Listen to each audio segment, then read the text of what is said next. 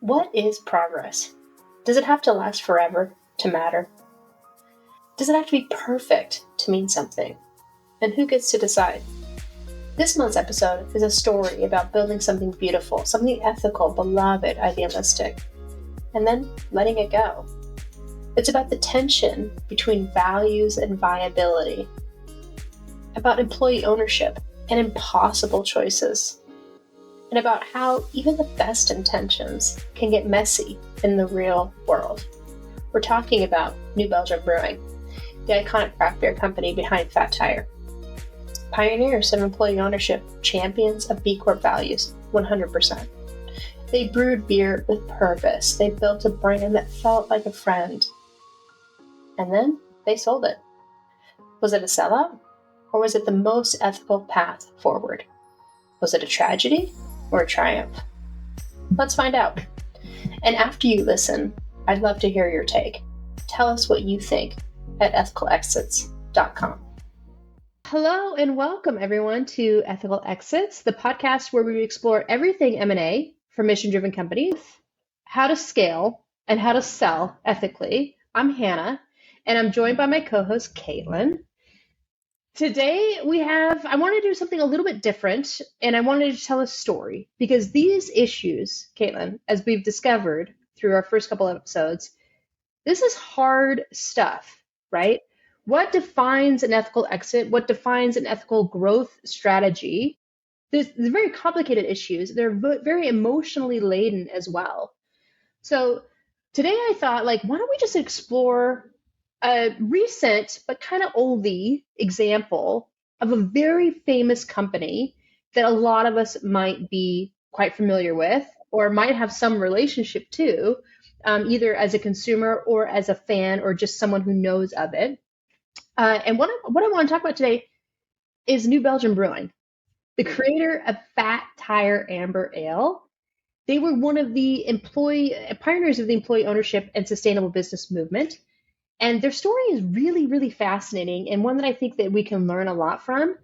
They went from a basement operation in Colorado to a 100% employee-owned company. It was powered by the wind. Wow. And they became a B Corp. They were also a certified B Corporation. As their business grew and the challenges of that business grew and the needs of the business changed over time, they decided to sell in 2019, and they sold to a large international conglomerate. So the question we'll be looking at today and discussing is whether that transition can be considered, if we put them in buckets, binary buckets, which maybe could prove to be impossible, but we'll try to explore that. Was it a tragedy or a triumph? Interesting. Okay, here we go. Here you go. Get ready. This is a good one. There's a lot of juicy parts to this. So this one has certainly got it all as far as when we think about what we as a pending under review B Corp want to be as a company ourselves, and really what everybody we talk to on this podcast and the folks we talk to in our work are really striving to be, right? I mean, they had it all. New Belgium had it all. They had idealism for sure on lock, right? Highly aspirational. They had bikes. They had international travel. They had Belgium influences, beer festivals, employee owners getting paid, and a plot twist. Again, as I kind of hinted at, that can take your understanding of whether this is a good story or a bad story, depending on your take. But let's start at the beginning. And in the beginning, in this case, as I hinted at, is in a basement, and it happens to be in Fort Collins, Colorado. So picture this. It's late 1980s. I don't even think you're born yet, right? Like you're not born yet, Caitlin. I'm on the cusp, 1989. Okay, so you're almost there. Okay, so you're like in utero, right? Jeff LeBeche is an electrical engineer and a home brewer, and he loves to ride bikes. So cool guy. He takes this life-changing mountain bike journey through Europe, stopping from village to village, maybe doing some homestays, certainly drinking a lot of farmhouse ales, and absolutely falling in love, how could you not, with Belgium beer culture. He comes home totally lit up, right? I mean, this is a life-changing trip that he's had. The dude is completely psyched, right? So he sits down and he tells his wife, Kim Jordan, who's a social worker, that they should brew their own version back home, right? Like, hey, this is really great. I really love this. Maybe you would love this more than electrical engineering. He had a great trip, life-changing. He says, Kim, why don't we, well, maybe we should just try some, brew some in our basement, brew some at home. And Kim is game, right? She's like, okay, sure, let's go for it. So in 1991, the two of them start brewing beer in their basement. And they named their first beer after the thing that started it all, his bike, right? Jeff's bike. So the first beer, if you may remember, it's a very famous ale. It's still out there. Fat Tire Amber Ale. New Belgium is from, right? New Belgium is born from this moment. Wow. I can't believe that's how it started. I feel like all of these incredible stories always start either in a basement or in a garage. Yes, right? All the iconics, right? Mm-hmm. You never start with a little shop on Main Street. Well, maybe you do, but these stories are pretty cool, right? And they are pretty prolific, right? And they start from passion, and that's certainly where it started. So starts there, Fat Tire Ale, and it totally takes off, right? Jeff is the beer guy. He knows all about beer. He knows all about the flavors he wants to try to replicate. And Kim quickly becomes the everything else person, right? She is the backbone of the operation. She does marketing, distribution, finance, ops, whatever, all the stuff that's required. And we know what that looks like running a small business. And they grow together. They grow a cult following, something that every business seeks out, but they do so by being so authentic. Because what made them different, New Belgium different, wasn't just the beer, it was their values. So from day one, Kim and Jeff set out to build a company that was built on as much as ethos as it was on hops. They gave their employees cruiser bikes on their year one anniversary, right? Very similar to the ethos of how the business started, right? The genesis of how the business started. They provided paid for trips to Belgium after 5 years. What? Right? They paid for sabbaticals. They had open book management, right? Which means that they shared all the financial details with their employees, right? There was nothing hidden. There was nothing that was not talked about. They provided full transparency on how the business is running and how it's operating financially, so the employees could be bought in, right, to the nuts and bolts of this business, right? Environmental stewardship was also there. They, as I mentioned in the opening, they were the first wind-powered brewery in the United States. They joined 1% for the Planet. And they did stuff kind of like in a Ben and Jerry's type of way. Like Ben and Jerry's is another example of a cool purpose for profit for purpose company that with their ice cream, it's not just, cookies and cream, right? They always have some cool spin on causes they care about, right? And they put their politics on the label, right? Mm-hmm. New Belgium did the same thing. So they brewed lots of weird beers to raise awareness about things like climate change, right? Super cool, super unique. And they were also, so they're beloved by their staff, right? Their staff is bought in. They're going on sabbaticals to Belgium. I mean, can you imagine? Yeah. And they also created, of course, naturally, they created super fans of customers. So every year they developed this annual Tour de Fat events, which were like, I don't know if you ever saw them. They're wild, right? They were like straight out of the streets of Eugene, Oregon. They were like, part bike parade, part beer-fueled circus, part community love fest. They were certainly iconic, right? Mm-hmm. People dressed up for this. Imagine like double-decker bikes, right? And people in like wild costumes, live music, spontaneous dance parties, the whole night. It was like Mardi Gras, right? Mm-hmm. For beer nerds and bike lovers, right? It was like this combination of these two subcultures. And I have to share, like, I'm old enough. I remember these things. And I still, I would go to these events and I still have one of their Tour de Fat bike stickers on my single speed, right? I mean, this was also like the apex of things that I loved when I was, of course, maybe, still now, of course, beer and bikes, right? Mm-hmm. And spontaneous culture. And that's really how deep it runs, Caitlin. Yeah. They had created this brand that wasn't just a brand. It was like a friend. It was an identity, a comrade, right? Mm-hmm. Their beer was super good, and they had this deep, rich, fun identity that was authentic and universally adored by everyone. Yeah, I mean that's wild. I mean, I don't know anyone else who does that, or at least who did do that, over 30 years ago. it seems like they were really pioneers when it came to, you know, employee culture and appreciation.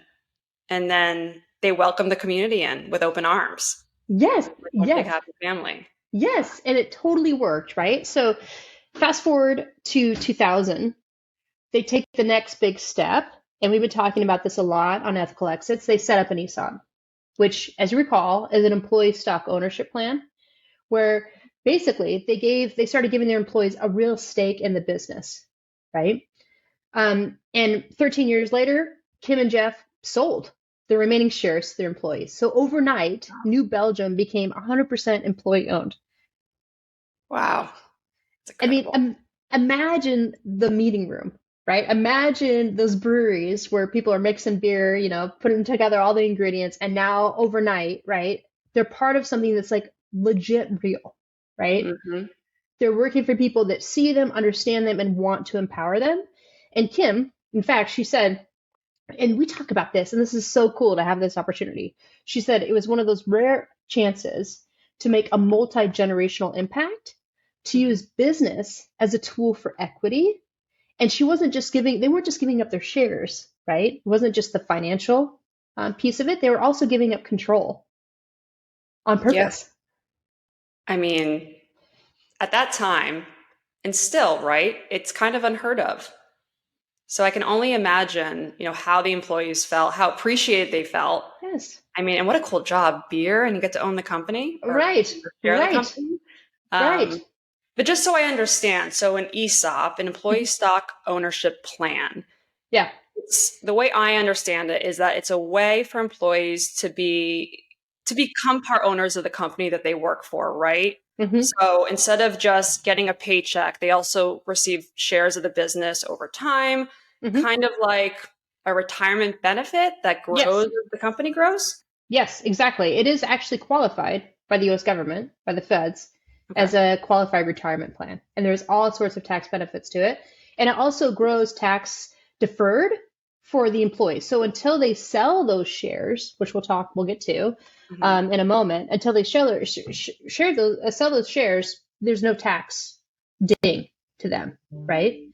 So it's a really unique buy-in because when you're thinking about how do I motivate my employees for high productivity, efficiency, production, this is a great way to do it, right? When you're incenting them like, hey, as the business grows, you also benefit from that in a really unique and real way, right? So we'll get in a moment to the different vehicles of how they can cash out and maybe why that became an issue. Mm. So yes. So, and around that same time, the B Corp movement is starting to get going off and running, right? And they became a certified B Corporation, match made in heaven, right? So they were now legally committed to balancing people, planet, and profits. And people in the community loved them, right? I mean, they were a shining star. They were an example of what it meant, right? To really be committed to the triple bottom line ethos in a fun and cool way, right? Again, I mean, not to disparage any other professions, but like you said, they're brewing beer, right? This is a fun business to be in, and they're truly trying to do it in an intentional, ethical way. They're trying to do it the right way, right? Where everybody benefits from this. But all of that, of course, doesn't come with certain trade offs. Did you know that mission-driven companies are 63% more likely to outperform their peers in times of market volatility? At Up and Over, we specialize in buy-side M&A sourcing for companies like yours, focused on purpose, impact, and growth. Our goal is simple: to help you scale through strategic acquisitions that align with your values and fuel positive change.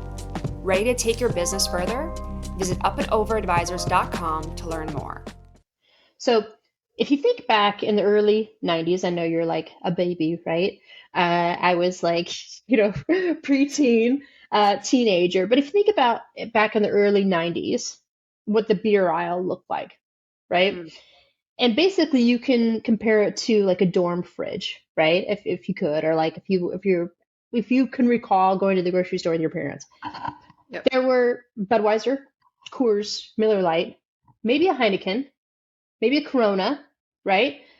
And there might be two dusty in the back, mislabeled, small local microbreweries, right? that are also on sale on the shelf, right? Mm-hmm. But it's very, very rare, right? The big brands were certainly dominating the shelves. So when Fat Tire hit the scene, Mm-hmm. right? So that's early 90s, 2000s. The Belgian style amber ale with actual flavor, right? That Jeff learned how to brew after his experience riding bikes all throughout Belgium and Europe. It blew people's minds, Caitlin. Like it was like, what? This is like delicious. It totally stood out. And it had cool branding. Like you weren't just buying a Bud, baby. You were buying a Fat Tire, man. I mean, that was like it was like a cool moment. So it definitely stood out.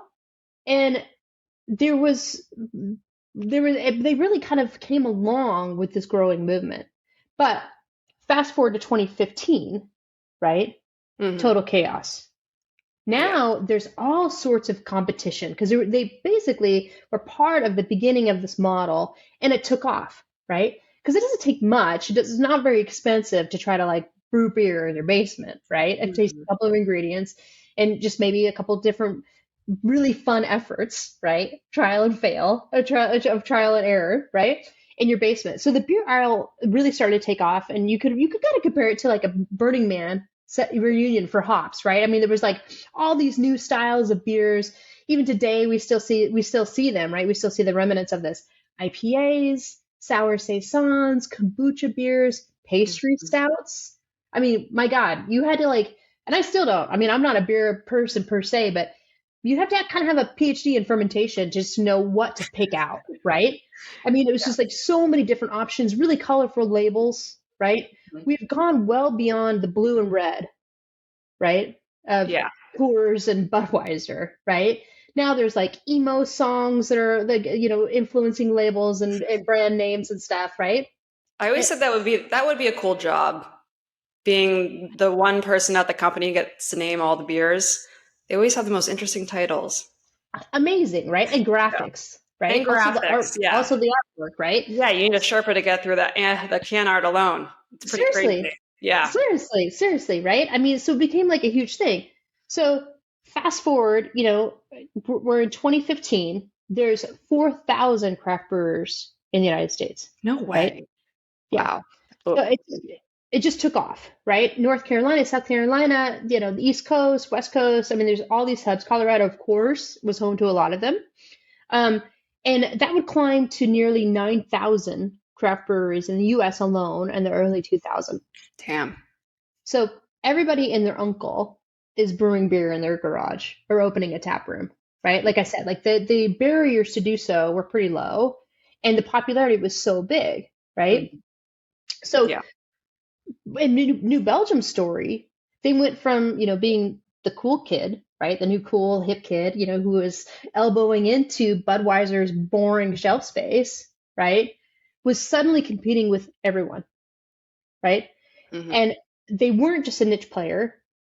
They had real overhead, right? So they weren't just like some small shop anymore, right? They had grown, they had really leaned into their business. They invested heavily in their model. So now they had 2 breweries. They opened one in North Carolina, hundreds of employees, and an ESOP to fund. Oof. Right? So that's some overhead challenges that maybe some of these other smaller brewers did not have. And so by the mid 2000s, 2010s, the craft beer market is flooded. Thousands are popping up. Fat Tire was no longer interesting or the darling or unique. Voodoo Ranger was another variety that they came out with. I think that was an IPA, right? Voodoo Ranger is an IPA. I believe so, yes. Yeah, like I remember it was like the skull cap thing, on the label, right? Lots of good art on that one, and that helped them stay competitive. But New Belgium had taken on serious new expenses and had a big overhead, and they were competing, and there was against everybody. So they had, as I mentioned, they had a $140 million expansion to a second brewery in Asheville, North Carolina. So They really had, and this is what you have to do as a business, right? Mm-hmm. You have to keep investing in it, right? Mm-hmm. And you have to take chances, you have to take risks, you have to go when the light is green, right? So certainly they did. And with ESOPs, you've got something called a repurchase obligation. So, of course, in order for the employee stock to mean anything, the employees have to cash out, right, Caitlin, at some point, Yep. right? So when employees leave or retire, you owe them cash for their shares. You have to pay them out, right? That's how it works. And that's why it's great, right? But that's also how it can become a problem, a cash flow issue. So New Belgium, picture this, New Belgium's trying to grow. They're trying to stay relevant. They're spending a lot more money on maybe marketing, right? And they have to meet obligations to buy back equity from their employees as they leave, right? Or as they move on or transition out.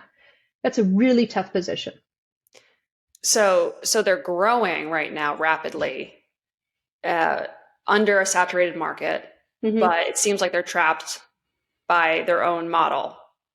Kind of. And so if I'm understanding this correctly, so a repurchase obligation, it would mean that the company has to buy back the shares from employees when they leave or retire. Right. So it's basically pretty much a promise to pay employees for their ownership and then their stake over time. Yes, at current value. Right. Oh. Right. I can get a little dicey. So, right. So that is, and that's why it's great, right? It's a great plan for employees, for retention, for rewarding them equitably, right? On where the business was to where it is today. But yes, huge burden that became very complicated very, very quickly. And cash flow certainly started to crunch. So 2015, they start to explore the option to sell the business. Their company is 100% employee owned, remember, right? Because they gave up their shares in 2013. Kim and Jeff, they tried to sell for $1 billion. That was their first price point. Yeah, this is a big company now at this point, right? Big consumer base, lots of revenue, good sales, right? Even in a more complex market, no takers. But in 2018, this company called Lion Little, World Beverages, a subsidiary of Kirin, the Japanese beer. Yep. They step in and make an offer. And it's a good offer. But here's where it goes sideways, or maybe loses the rail altogether, depending on how you view this, on your take. The employees, it's a 100% employee-owned company, Caitlin, right? They vote to sell. Majority rules, and the deal goes through. They sell to Lion Little World Beverages. Now, this is great for those fully vested employees, great. Yeah. right? Yeah, sure. This is a moment that sometimes often does not happen, right? I know you and I have been part of companies where we've had shares. Guess what those shares are worth? Nothing. Zero. Right? Yeah, that's some serious money. That's some serious money. So 300 fully vested employees get payouts. Most of them, some of them, net 6 figures. A few, maybe even probably 7, right? This is serious money. The total value distributed to those employees was somewhere around $190 million. Whoa. Yeah. That sounds great though. Right? Yeah. Yes. I mean, that's life-changing money. And contextually, let's just step back, look at another layer. 2019, that's right before COVID times. Right? Yes. Didn't even think of that. Right? Where there is a ton of disruption personally and across all markets for lots of different, very serious reasons for a while. I mean, some would say that the economy still has not recovered, right, from COVID. So is this the perfect timing for an exit? Cash in the pocket for so many employees? Sounds Right? like it. I mean, that's the positive side, right? But there's also nearly 400 employees that weren't vested. They got nothing, right? Because remember, in an employee stock ownership program, the way you can set it up, there's lots of flexibility. But the way that most companies do it, which makes sense when you think about it, from this angle of like, well, you don't want to just be offering people stock that then could just leave, right, and cash out right away, especially if that's your model. So there's typically a vesting period, 1, 3, 5 years maybe, right? So there's a lot of staff that aren't fully vested. They get nothing. And overnight, New Belgium, with the sale, of course, this company did not continue the ESOP program. It's no longer employee owned. They're no longer fully independent, and they're no longer uncontroversial. Let me explain that. Before State, as an independent company, they are kicking ass, taking names in all categories of cool, right? But when you sell a company, and again, I want to make sure everyone is keenly aware. It wasn't Kim and Jeff who made this decision. It was 100% employee owned. The employees got a vote, and they voted to sell. When you sell, you lose control. Period. Right? Yep. And I have a question. Yeah. Just curious, those 400 other employees who weren't vested, did they get a say on the sale? They did. Okay. I think so. We can double click on that. That's a good question. I think so. But yeah, that's a good clarification. Maybe it was just the vested employee owners. Good question on that. They could have structured it either way. Okay. But yeah, good wrinkle. Okay, looked into this post-recording. The short answer is no. The unvested employees did not get to vote on the sale of New Belgium Brewing in 2019. 400 out of the 700 total employees were not yet eligible under the ESOP's vesting rules and were not included in the vote. Could this have materially impacted the result of that vote if they could have? But let's think about who they sold to, or let's talk about who they sold to. So Kirin, the parent company, wasn't just any global beverage conglomerate. Big company, lots of different partnerships. They were in a joint venture with a conglomerate owned by the Myanmar military. Yeah. Okay. So if you recall, that military was accused of ethnic cleansing of the Rohingya people. Yeah. Genocide. Yeah. And see, this is why ethics matter, right? And when it comes to employee ownership, like with vested shares, you want to understand exactly what you're earning, right? That sounds great. But who are you earning it from? Right? At what cost? Intent versus impact, right? There's a conversation there. So yeah. So the UN called it a textbook case, right? There's not a lot of discussion of whether or not what this was going on or what the relationship was. Kirin's joint venture in the Myanmar was funneling millions in profits annually into the hands of a regime responsible for mass atrocities. Human rights groups have been sounding the alarm since 2016. Remember, they sold in 2019. Right? So it sounds like they knew, they were well aware of what this company was. You would think part of. You would think that there was information out there that through due diligence, we know that's part of the process in selling or buying a business, right? Where you really dig in, right? Or you certainly have an opportunity to. This is likely something that could have been known, and who knows, maybe it was talked about, right? Behind closed doors when they were considering the sale. Sure. So, yeah. So when New Belgium announced the sale just 2 years after the worst of the Rohingya crisis, people were notably stunned, right? The Fort Collins, where they started the Community Action Network, called the sale shameful. Activists protested outside the brewery. Imagine the Reddit threads, right? Exploded. People were devastated by this.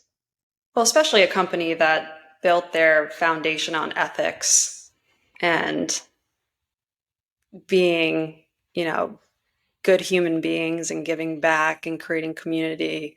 You would think that they would have thought that part over a little bit. But then to your point, it was voted on by the entirety of the company. So. Yeah. And when asked, right, what leadership, New Belgium say? They said, well, they were aware of the controversy. Controversy, I think, is one word you could use, right, for this situation scenario. But they said that Kirin had assured them, quote unquote, that they were reviewing their operations. But here's the thing. right? I mean, what does that even mean? How far does that go? Because in actuality, we know now that Kirin didn't actually exit Myanmar until 2021 after a military coup and massive global backlash. So, for nearly 2 years, New Belgium, this B Corp, this employee ownership icon, was owned by a company that was still entangled with a genocidal regime. I mean, PR nightmare on max, but also serious implications, That's right? that's brutal. And not just Eh, brutal, but makes you question, right? You know, Intent all along, right? yeah, like intent also, you know, what were you valuing in that decision? Mm, And it's it's tricky, right? Because there could be pro and cons to each argument. hmm Yes, right? And that's why I thought this was a good story to tell or to remind people of, because especially for a company that literally brewed a beer to raise awareness about climate change and called itself a force for good, and was. I mean, we can say it was, right? Hmm. 100%. Yeah. You know, Kim Jordan, who stepped down as a CEO but stayed on as an advisor, defended the decision. She said the sale was necessary. So there was pressure, right? There was pressure in those rooms where they were having this conversation of whether to sell to meet the employee payout obligations and fund the company's future, right? Hmm. And I believe that's true, right? These decisions are not clear cut and they're hard, and there's a lot, especially now. Think about this, playing devil's advocate.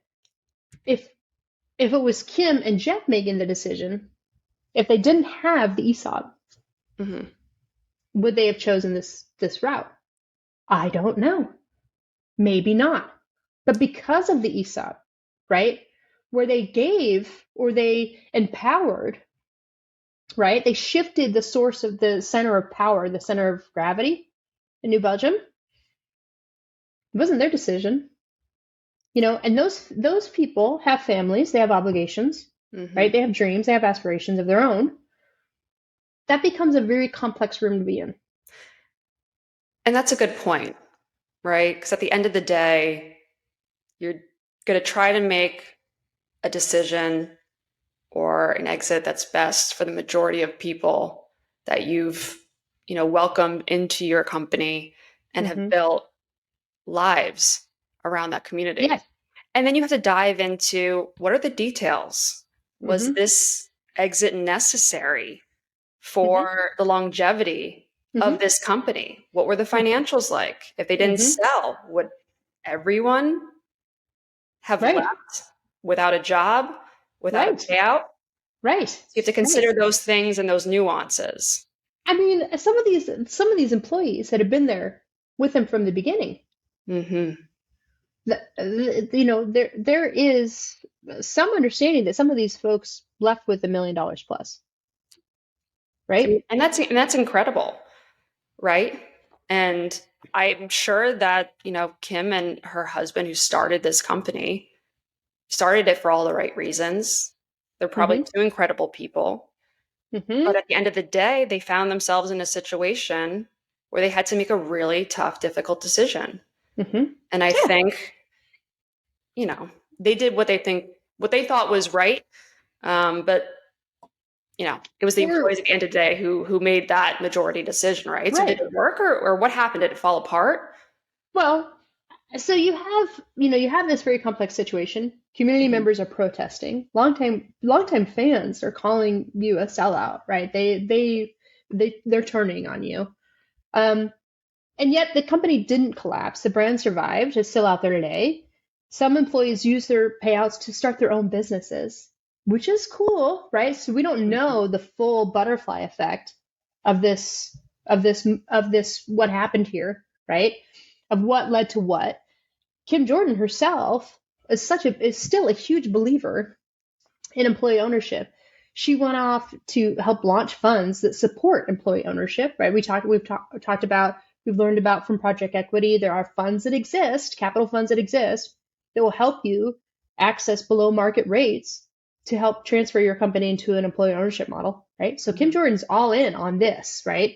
So that's interesting in itself. But here's how I see it, right? Like if we put it in these two binary buckets, Caitlin, we label it either a triumph or a tragedy. Triumph side, let's start there. Mm-hmm. They created a values-driven business that shared the wealth. And a lot of people got life-changing checks. And from what they do with that could be momentous, right? Could lead to, you never know what leads to the next big thing, right? We don't know. We don't know the full impact of that. Tragedy, of course, the experiment didn't last. Employee ownership didn't endure. And the soul of the brand arguably, maybe not just diluted, completely evaporated. They contributed, maybe meaningfully, through the profit that Kirin was making off of their brand to fund atrocities, to fund killing of other humans, right? Certainly unsavory conditions. That's pretty hard to swallow. But being fair to people, and as we hinted at, you never control what happens post sale. But did they have enough advance warning on that? I don't know. I mean, that seems like they did, right? Even if you take the most balanced approach, the information was out there. Yeah, and was that their only option? Right? Yeah, that's a really good point. Could they have waited for another buyer? Could they have leveraged that moment?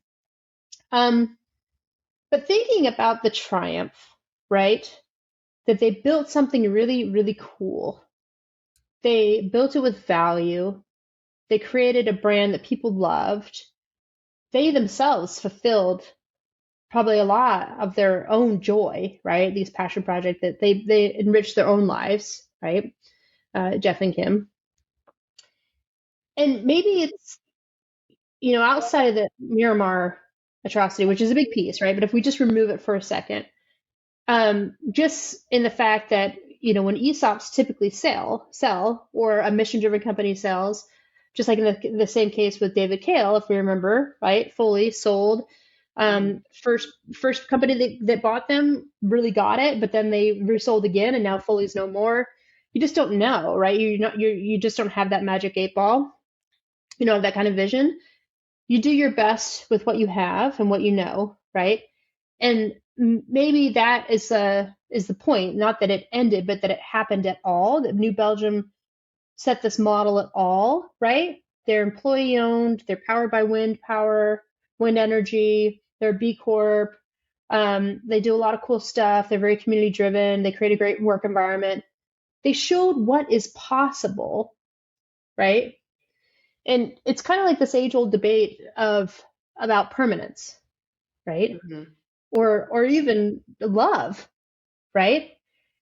Just because it didn't last doesn't mean that it didn't matter in its time, right?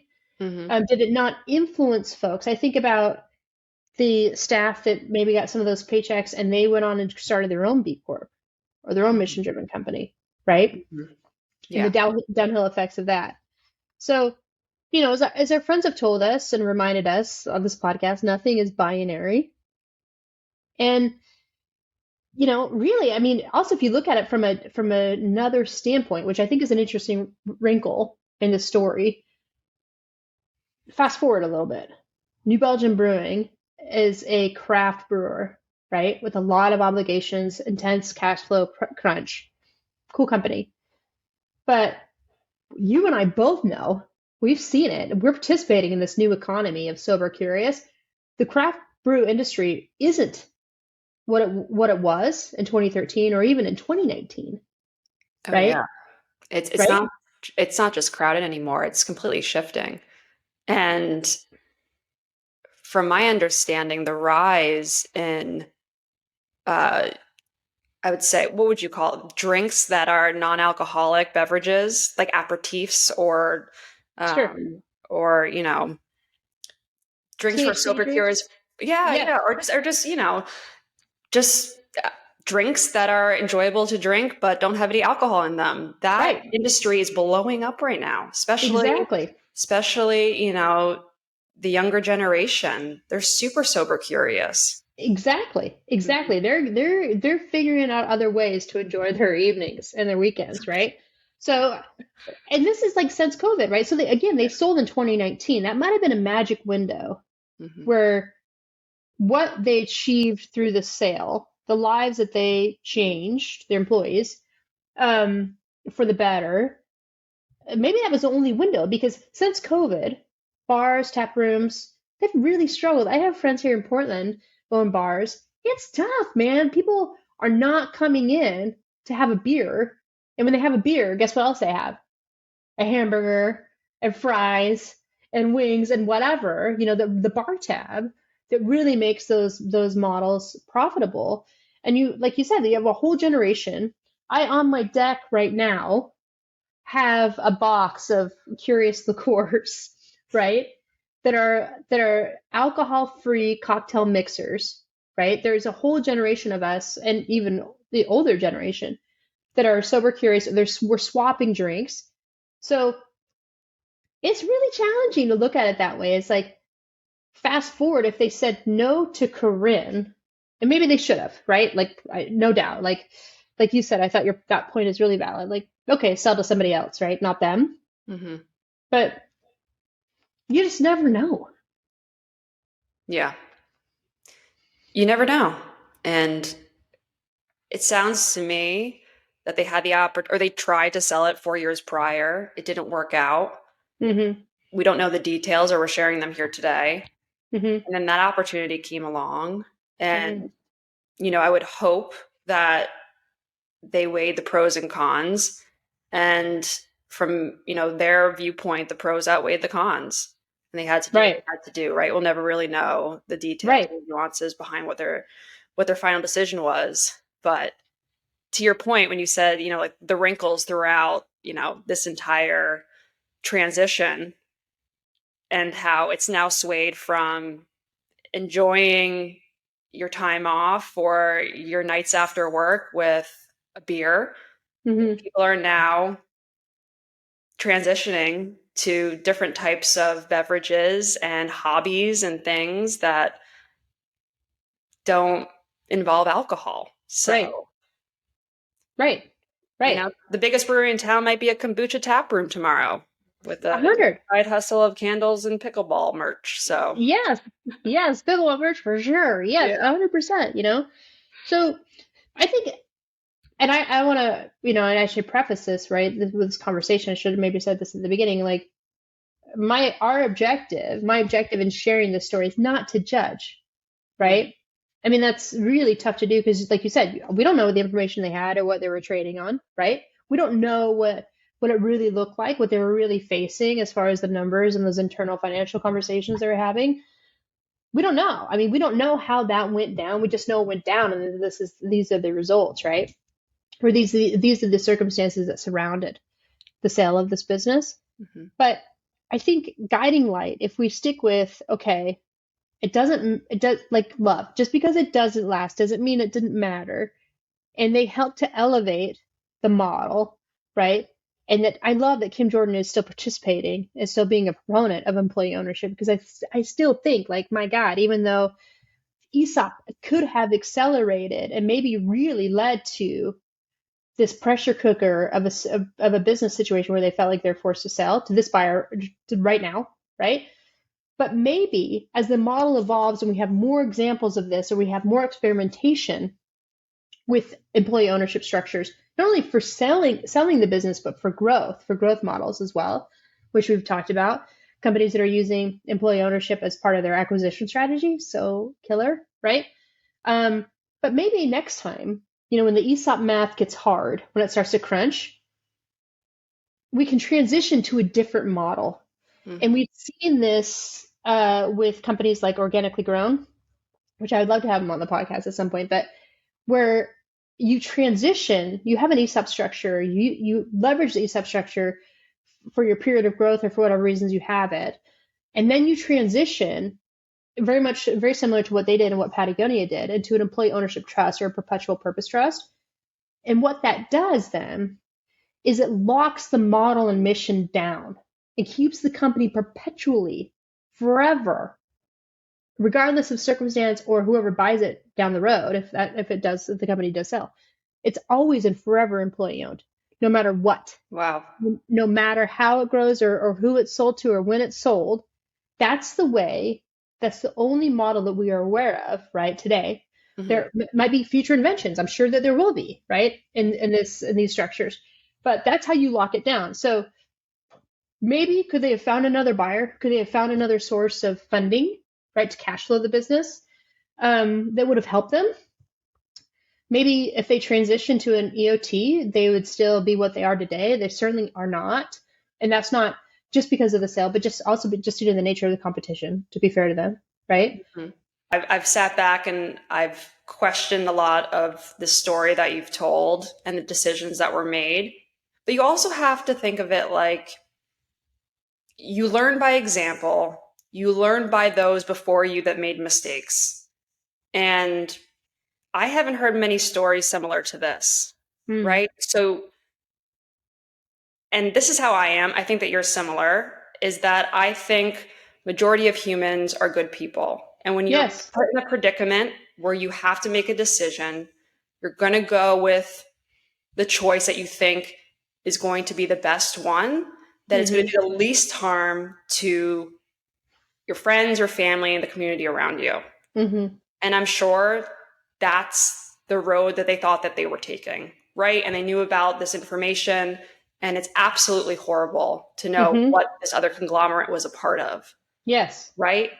But when you're a pioneer in this space and you're leading the way and you're showing others what's possible, you're bound to make decisions that maybe don't align with your values, maybe don't align with the values of your community, but you probably made the decision thinking that it did, or thinking that it would be making a positive impact. So my stance is, I think that it's proof that this structure can be done, employee ownership. It shows that employees can really own a company, they can get real returns. And, you know, in the future, if someone is in this predicament as a business owner, which is very stressful, you can stop and think, all right, am I selling out my values? Right? And even if it didn't last forever, you know, it still mattered. And you made a change in the world that will lead to full positive impact going forward.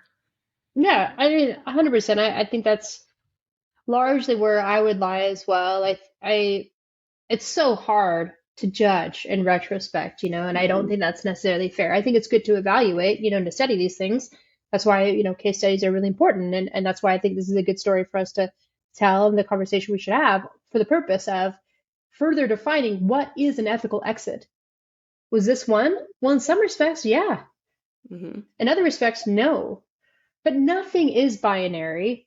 And I do agree with you. Like, we get better over time, and I do think that people are inherently good, right? So who knows what this led to? You know, at the end of the day, with all the ripple effects that maybe we're still yet to see from this redistribution of wealth, huge for those employees. And I think I land largely where you are, Caitlin, on that side of it, knowing it was imperfect, but intent versus impact is a challenging one. Yeah. And sometimes you just don't know. Sometimes you may know, but you think you know better than you do. And the world is a messy place, right? Global politics is very messy. But to our audience, we'd love to hear from you. What do you think? Was it victorious? Was it tragic? Yeah, message us, send us a note at ethicalaccess.com and let us know. But until next time, thanks for joining. Cheers. Toast to that.